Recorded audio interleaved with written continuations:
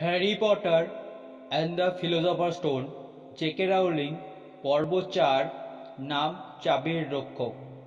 Boom boom, দরজায় আবার ধাক্কা শব্দ। ডাডলি লাফ দিয়ে জেগে উঠল। কামানের শব্দ? সে বোকার মতো প্রশ্ন করল।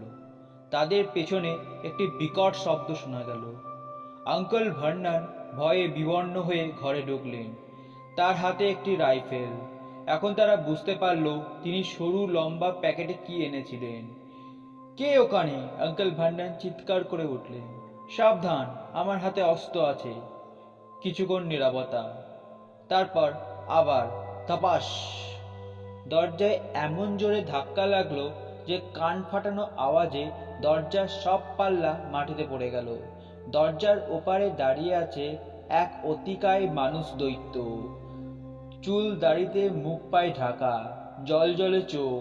তার মাথা গিয়ে ঠেকেছে ঘরের ছাদ পর্যন্ত। মাথা নত করে পিঠ বাঁকিয়ে কুঁজো হয়ে দৈত্যটা ঘরে ঢুকে গেলেন। সে মাথা নিচু করে দরজাটি হাতে তুলে নিলেন এবং জায়গা মতো বসিয়ে দিল। বাইরে ঝড়ের গর্জন কিছুটা কমল। দৈত্যটা সবার দিকে তাকালো। আমাকে কি 1 কাপ চা বানিয়ে দেওয়া যায়? পথে যা ধকল সহ্য করেছি।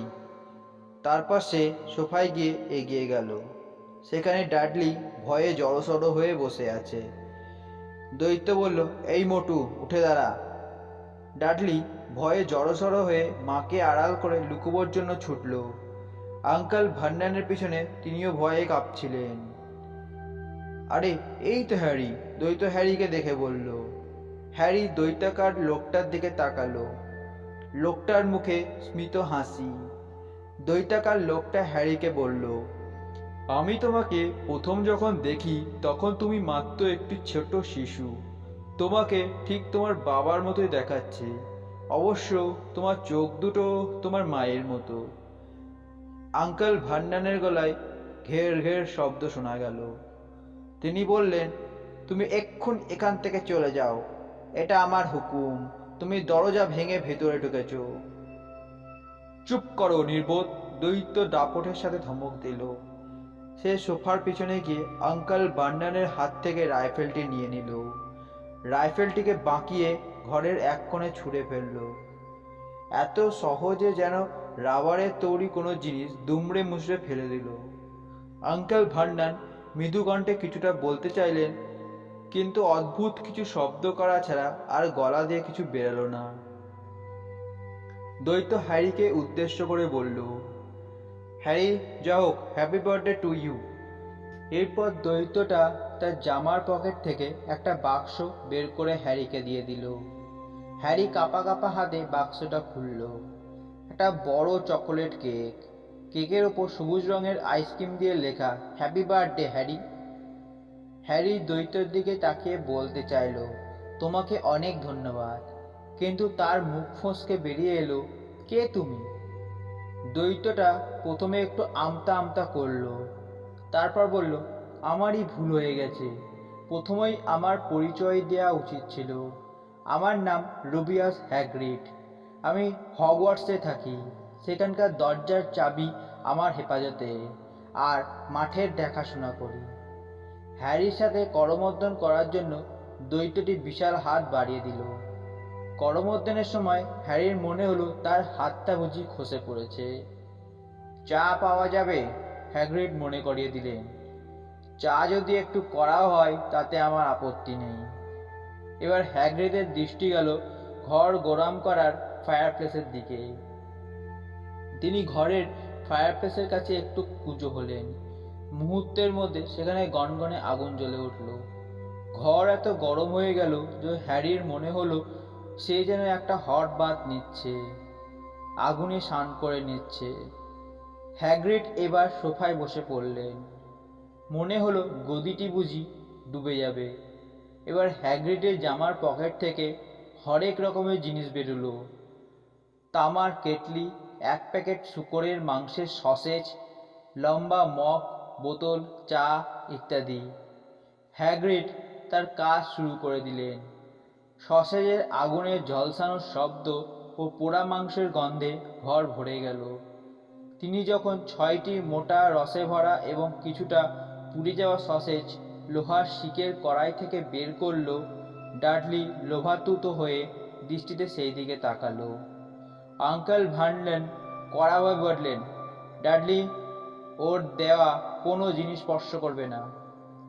হ্যাগ্রিড মুচকি হেসে রসিকতা করে বললেন, তোমার ছেলে ড্যাডলি তো একটি আস্ত থলথলে পুডিং, ওর জন্য চর্বির প্রয়োজন হবে না, তোমার কোনো চিন্তার কারণ নেই। হ্যাগ্রিড হ্যারির দিকে সসেজ বাড়িয়ে দিলেন। হ্যারি এতই ক্ষুধার্ত ছিল যে খেয়ে মনে হলো এর আগে কখনো সে এত সুস্বাদু খাবার খায়নি। যদিও সে ভয়ের চোখে হ্যাগ্রিডের দিকে তাকিয়েছিল।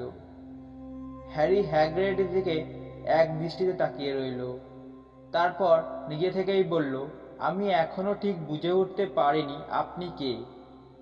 হ্যাগ্রিড এক ঢোকে চা গিললেন, হাতের তালু দিয়ে মুখ মুছলেন, বললেন, সবাই যেমন ডাকে তুমিও আমাকে হ্যাগ্রিড বলে ডাকবে।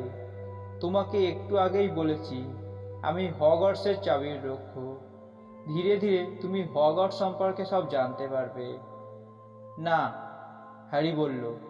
হ্যাগ্রিড একটু ধাক্কা খেলেন। তিনি হ্যারির এই উত্তর আশা করেননি। আমি দুঃখিত, হ্যারি দুঃখ প্রকাশ করল। এবার হ্যাগ্রিড ডার্সলি পরিবারের অন্য সবার দিকে তাকালো। হ্যারি, তোমার দুঃখিত হওয়ার কোনো কারণ নেই। দুঃখিত হওয়ার কারণ তো ওদেরই। আমি জানি তোমাকে লেখা একটি চিঠিও ওরা তোমাকে দেয়নি। হগওয়ার্টসের ব্যাপারে তারা আমাকে কিছু জানায়নি। তোমার বাবা মার ব্যাপারেও ওরা তোমাকে কিছু বলেনি। আমার বাবা মার সম্পর্কে কি? হ্যারি আগ্রহের ভরে জানতে চাইল। তুমি কিছুই জানো না, হ্যাগ্রিড বিস্ময় প্রকাশ করল। বলল, ঠিক আছে, 1 সেকেন্ড অপেক্ষা করো। হ্যাগ্রিড এতক্ষণে খেপে গেলেন। সে মনে হলো মুহূর্তেই বাড়ি লণ্ঠন ভণ্ড করে ফেলবেন। ডার্সলি ভয়ে পিছনে হটে গেল। হ্যাগ্রিড হুঙ্কার দিয়ে বললেন, তোমরা আমাকে বলো, এই ছেলেটা মানে হ্যারি কি কিছুই জানে না? হ্যারির মনে হলো হ্যাগ্রিড একটু বাড়াবাড়ি করছে। সে তো স্কুলে পড়েছে, লেখাপড়া সে খুব একটা খারাপ নয়। হ্যারি বলল, আমি পড়াশোনা করি, আমি অঙ্কে ভালো। হ্যাগ্রিড হ্যারির কথায় কান না দিয়েই ডার্সলি পরিবারের সদস্যের কাছে প্রশ্ন করলেন, আপনারা কি ওকে ওর পরিবার, ওর বাবা মার ইতিহাস সম্পর্কে কিছুই জানাননি? হ্যাগ্রিড যেন উত্তেজনায় ফেটে পড়েছিলেন। আঙ্কেল ভার্নন ভয়ে ফ্যাকাশে বললেন। হ্যাগ্রিড হ্যারির দিকে তাকিয়ে বললেন, তোমার বাবা মা সম্পর্কে তোমার জানা উচিত। তারা খ্যাতিমান ব্যক্তি ছিলেন, তুমিও সেই হিসেবে খ্যাতিমান। কি বললে? আমার বাবা মা খ্যাতিমান ছিলেন? হ্যারি বিস্ময়ে হ্যাগ্রিডের দিকে জিজ্ঞাসা করল। তুমি একেবারেই কিছু জানো না। হ্যাগ্রিড বিস্ময়ে হ্যারির দিকে তাকালেন। অনেকক্ষণ পর আঙ্কেল ভার্নন কিছু বলার সাহস পেলেন। তিনি বললেন, হ্যারির বাবা মা সম্পর্কে কিছু না বলার জন্য তোমাকে অনুরোধ করছি। এতে হ্যাগ্রিডের রাগ কমল না। হ্যাগ্রিড রাগের সাথেই বললেন, আপনি তো কখনো তাকে বলেননি চিঠিগুলোতে কি লেখা ছিল। ডাম্বলডোর হ্যারিকে এই চিঠিগুলো পাঠিয়েছিলেন আমার সামনেই। আপনি এতগুলো বছর হ্যারির কাছ থেকে সবকিছু গোপন রেখেছেন, তাই না? কি লুকিয়ে রেখেছেন? হ্যারি কৌতূহলী হয়ে উঠল। চুপ করো, এইসব কথা বলতে আমি কি তোমাকে নিষেধ করিনি? আঙ্কেল ভার্নন বিরক্তি প্রকাশ করলেন। আন্ট পিটুনিয়ার চেহারায় আতঙ্কের ছাপ দেখা গেল। আপনারা দুজন মাথা গরম করলেও কিছু হবে না। হ্যারি, তুমি একজন জাদুকর, হ্যাগ্রিড বলল। ঘরের মধ্যে পিনপতন নীরবতা, শুধু কেবল সাগরের গর্জন আর বাতাসের শিরশির আওয়াজ ভেসে আসছে। আমি একজন কি? হ্যারি আরো কৌতূহলী হলো। তুমি একজন জাদুকর, হ্যাগ্রিড বললেন। তোমার কাছে পাঠানো চিঠিগুলো তোমার পড়া উচিত ছিল। এই বলে হ্যাগ্রিড একটি হলুদাভ খাম হ্যারির হাতে দিলেন। হ্যারি খামটি হাতে নিল। খামের ওপর হালকা সবুজ কালিতে লেখা ছিল, mister H Potter, the floor, heart on the rock, সমুদ্র। হ্যারি চিঠিটা খুলে পড়তে শুরু করলো। হগওয়ার্টসের জাদু বিদ্যালয়, প্রধান শিক্ষক আলবাস ডাম্বেলডোর। প্রিয় মিস্টার পটার, আমরা আনন্দের সাথে জানাচ্ছি যে আমাদের জাদুবিদ্যালয়ে তোমার জন্য একটি আসন রাখা আছে। চিঠির সাথে প্রয়োজনীয় বইপত্র ও সরঞ্জামাদির তালিকা দেওয়া হলো। আগামী 1 সেপ্টেম্বর থেকে কোর্স শুরু হবে। 31 জুলাইয়ের ভেতর তোমার কাছে পেঁচা প্রত্যাশা করছি। এটি মিনার্ভা ম্যাকগানাল, উপপ্রধান শিক্ষক। হ্যারির মাথায় একগাদা প্রশ্ন কিলবিল করছিল। সে ভেবে পাচ্ছিল না কোন প্রশ্নটা আগে করবে। কয়েক মিনিটের পর অস্পষ্টভাবে বললেন, তারা আমার পেঁচার জন্য অপেক্ষা করবে, এর অর্থ কি? এক হাতে নিজের কপাল চেপে হ্যাগ্রিড বলল, এতক্ষণে মনে পড়ছে। তার ওপর হাতটি ওভারকোটের পকেটে ঢুকিয়ে একটি জীবন্ত পেঁচা, একটি লম্বা পালকের কলম ও মোটা কাগজের রোল বের করলো। হ্যাগ্রিড তার দাঁতে পাখির পালক চেপে কাগজে কিছু লিখলেন, যা বুঝতে হ্যারির একটুকুও অসুবিধা হলো না।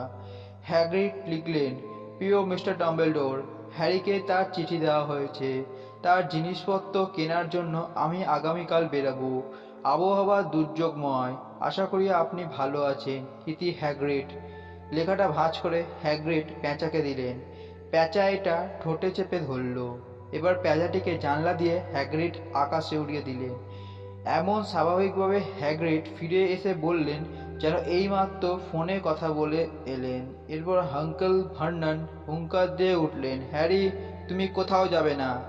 হ্যাগ্রিড রেগে মেগে আগুনের পাশে গিয়ে দাঁড়ালেন এবং বললেন, আমি দেখতে চাই তোমার মতো একটা মাগলু তাকে কিভাবে আটকায়।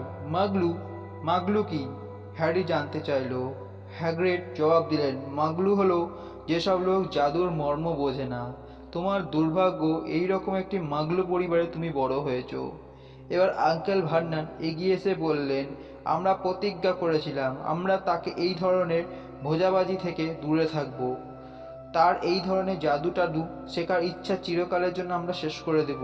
হ্যারি বলল, তোমরাও কি জানো যে আমি একজন জাদুকর?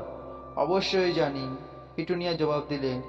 এটা কি করে হয় যে আমি আমার বোন সম্পর্কে কিছু জানবো না? সেই স্কুল থেকে এরকম চিঠি পেয়েছিল এবং একদিন উধাও হয়ে গিয়েছিল। ছুটির সময় সে বাড়িতে আসতো। তার পকেটে থাকতো ব্যাঙের পা, চায়ের কাপকে সে ইঁদুর বানাতো। একমাত্র আমিই জানতাম সে একটি ভণ্ড, কিন্তু আমার মা বাবার কাছে সে ছিল প্রিয়। সব কিছুতেই তারা লিলিকে নিয়ে গর্ব করত। সব সময় বলতো, লিলি এটা, লিলি ওটা। এরপর তোমার বাবার সাথে স্কুলে তার পরিচয় হয়। পরিচয় থেকে ঘনিষ্ঠতা এবং বিয়ে। ওরা দুজনেই পাগল, অদ্ভুত, অস্বাভাবিক। তারপর তোমার জন্ম হয়। আমি জানতাম তুমি তাদের মতো হবে। তারা এতদিন বিস্ফোরণে শেষ হয়ে গেল। তারপর থেকে তুমি আমাদের কাছে। কথাগুলো শুনে হ্যারির মুখ ফ্যাকাশে হয়ে গেল। একটু পর হ্যারি মুখ খুলল। বিস্ফোরণ? তোমরা না বলেছিলে আমার বাবা মা গাড়ি দুর্ঘটনায় মারা গেছে? গাড়ি দুর্ঘটনায়? হ্যাগ্রিড গর্জন করে উঠলেন। ডার্সলি পরিবারের সদস্যদের প্রতি ক্রুদ্ধ দৃষ্টিতে তাকিয়ে হ্যাগ্রিড প্রশ্ন করলেন, এটা কি বিশ্বাস করা যায় যে লিলি আর জেমস গাড়ি দুর্ঘটনায় মারা গেছেন? এটা অসম্ভব। এটা নিছক গুজব, বানোয়াট গল্প। এটা বদনাম। আমাদের জগতের প্রতিটা শিশুই হ্যারি পটারের নাম জানে। এটা কি করে হয় যে সে নিজেই তার সম্পর্কে জানে না? কিন্তু কেন এই দুর্ঘটনা ঘটল? হ্যাগ্রিড কঠিন ভাষায় প্রশ্ন করলেন। হ্যাগ্রিডের ক্রোধ খুবই দ্রুত উদ্বেগে পরিণত হলো। উদ্বিগ্ন স্বরে হ্যাগ্রিড বলল, আমি এটা কখনোই আশা করিনি। আমি তখন বুঝতে পারিনি ডাম্বেলডোর কেন আমাকে বলেছিলেন তোমাকে নিতে অনেক বাধা বিপত্তি পেরোতে হবে। তুমি যে অনেক কিছু জানো না, এটা আমার জন্য কম বিস্ময়ের ব্যাপার নয়। তোমাকে আমার অনেক কিছুই বলার আছে, তবে সবটুকু এখন বলা যাবে না। আমি ততটুকুই বলবো যতটুকু আমার পক্ষে বলা সম্ভব। ডার্সলি পরিবারের সদস্যদের প্রতি ক্রুদ্ধ দৃষ্টিতে নিক্ষেপ করে হ্যাগ্রিড হ্যারিকে বলতে লাগলেন, বিষয়টি এই, আমার মনে হয় একটা লোক নাম, কিন্তু আশ্চর্য তুমি তার নাম জানো না। পৃথিবীর সকলে তার নাম জানে। লোকটা কে? হ্যারি প্রশ্ন করে বসল। তার নাম বলতে গিয়ে হ্যাগ্রিড থেমে গেলেন। হ্যাগ্রিডের মুখ থেকে নামটি বেরোল না। আমি তার নাম বলতে পারবো না। কেউই তার নাম উচ্চারণ করে না। হ্যাগ্রিড বললেন, কিন্তু কেন? হ্যারি জানতে চাইল। হ্যাগ্রিড বললেন, ঘটনার সাথে আরেকজন জড়িত। তার নাম গালপিন গার্গোয়েলস। সে একজন ভেলকিবাজ ও বদমাইশ, খুবই জঘন্য, জঘন্যের চেয়েও জঘন্য। তার নাম বলা, আচ্ছা ঠিক আছে, তার নাম ভলডেমর্ট। দ্বিতীয়বার তার নাম নিতে বলবো না। তার জগৎটাই ছিল জাদুলীলা, ডাইনি আর ভেলকিবাজদের নিয়ে। প্রায় 20 বছর আগে সে তার অনুসারী বানাবার জন্য লোকজন খুঁজত। সে বিভিন্ন ধরনের ভয়ঙ্কর ঘটনা ঘটাতো। সে কয়েকজনকে খুন করেছে, বিশেষ করে তার বিরোধী মতের লোকদের। একমাত্র ডাম্বেলডোরকেই সে ভয় পেত। তার স্কুলটাকে সে নিতে সাহস পায়নি।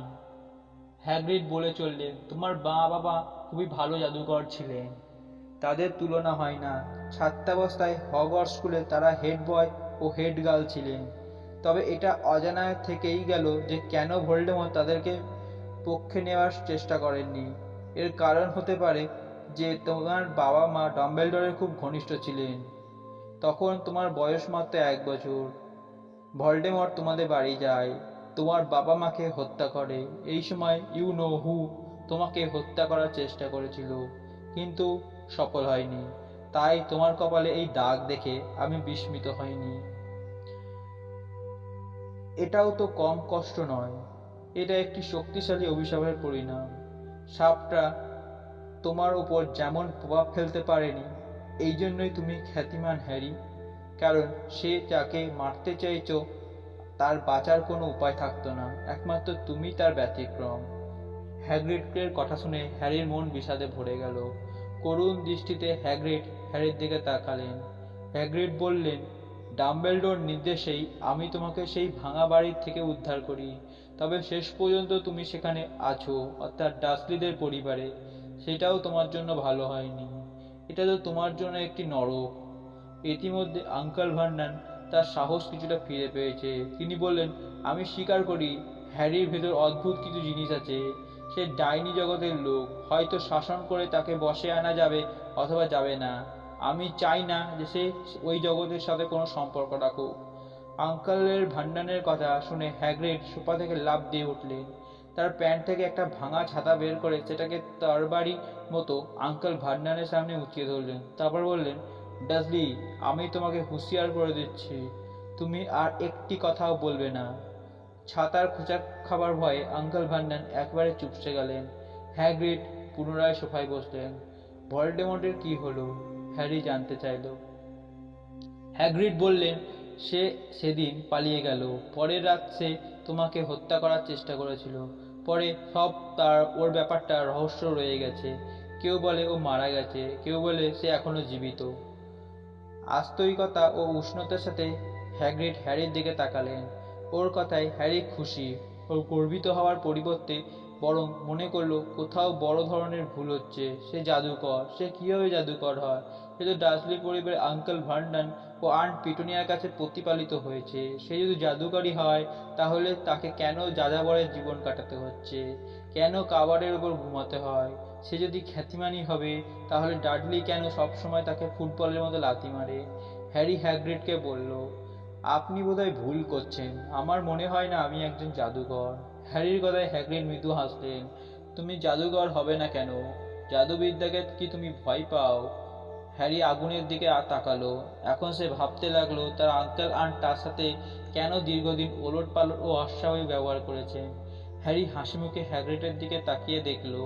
হ্যাগ্রিড মুখে তখনও স্মিত হাসি। আঙ্কেল ভার্ননের উদ্দেশ্যে হ্যাগ্রিড বলল, তুমি কি দেখতে চাও হ্যারি জাদু আছে কিনা? আঙ্কেল ভার্নন বলল, আমি তোমাকে বলছি হ্যারি কোথাও যাবে না। ও স্টোন ওয়াল হাই স্কুলে ভর্তি হয়েছে। তোমাদের ফালতু চিঠি আমি পড়েছি। হ্যারি হগওয়ার্টসের যদি যেতে চায়, তোমার মতো একজন মাগলু কিছুতেই তাকে রুখতে পারবে না। হ্যাগ্রিড বললেন, তুমি কি পাগল? ভাবছো লিলিও জেমসের ছেলে হগওয়ার্টস যাওয়া বন্ধ করতে পারবে? জন্মের পরেই ওর নাম এই স্কুলে লেখা হয়ে গেছে। সে সেখানে হগওয়ার্টসের ইতিহাস যার মতো বড় শিক্ষক হননি, সেই আলবাস ডাম্বেলডোরের অধীনে পড়াশোনা করবে। তাকে ম্যাজিকের কারসাজি শেখানোর জন্য কোনো মাথা খারাপ বৃদ্ধকে আমি এক কানাও করাও দিচ্ছি না। আঙ্কেল ভান্ডানের কণ্ঠে ক্ষোভের বহিঃপ্রকাশ। শেষ পর্যন্ত তিনি খানিকটা বেশি বলে ফেললেন। হ্যাগ্রিড আবার ছাতাটির তরবারির মতো আঙ্কেল ভান্ডানের সামনে তার মাথার উপর শূন্যে ঘোরালেন। আর বলল, হুঁশিয়ার, আলবাস ডাম্বেলডরের বিরুদ্ধে তুমি একটা কথাও বলবে না।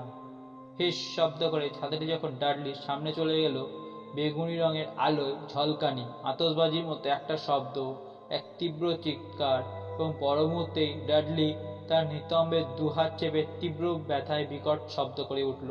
হ্যারি দেখল একটি শূকরের লেজ ডাডলির ট্রাউজারের ফুঁড়ে বের হয়েছে। আঙ্কেল ভার্নন আর্তনাদ করে উঠলেন। তিনি এত ভয় পেলেন যে তৎক্ষণাৎ আন্ট পিটুনিয়া আর ডাডলিকে দ্রুত টেনে অন্য ঘরে নিয়ে গেলেন। যাওয়ার সময় যখন দরজা বন্ধ করেছিলেন, তখন তার চেহারার ভীষণ আতঙ্কের ছাপ।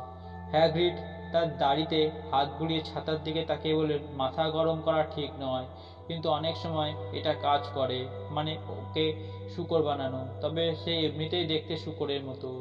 হ্যারি হ্যাগ্রিডকে জিজ্ঞাসা করলো, আপনি জাদু দেখান না কেন? এই কথার কোনো জবাব না দিয়ে হ্যাগ্রিড তার কোটটা হ্যারির দিকে ছুঁড়ে দিয়ে বললেন, তুমি আমার কোটটি পরে নাও। খেয়াল রেখো, এর ভেতরে আরো কিছু জিনিস আছে।